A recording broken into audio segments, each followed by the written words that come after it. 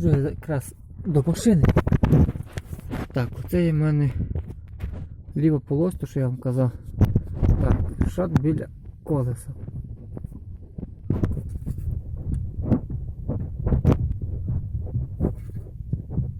Якийсь мінімальний і є. Так, це менше з тим.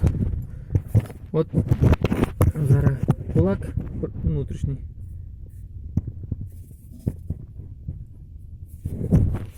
Чути, що є стук.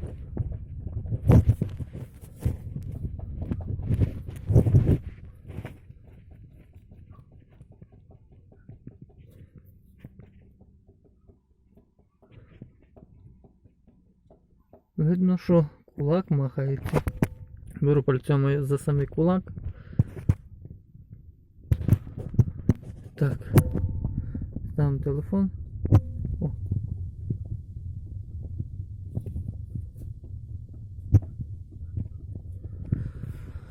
Так. Що ж, розірвана гофра. Сичить скотина. Масло тече. Тече із патрубка сапуна.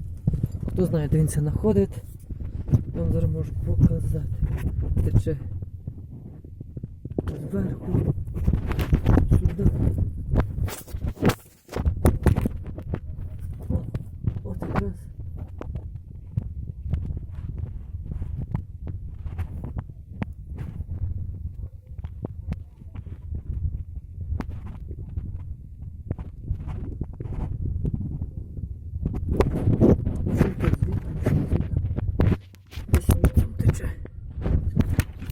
Так, я думаю, що там так, тепер права полось біля колес. Нема? А є стук. Так же само.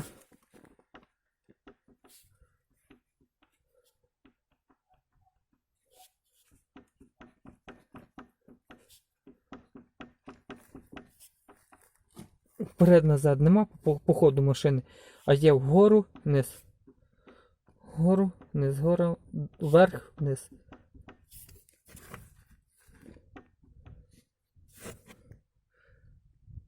Так, сфокусувало.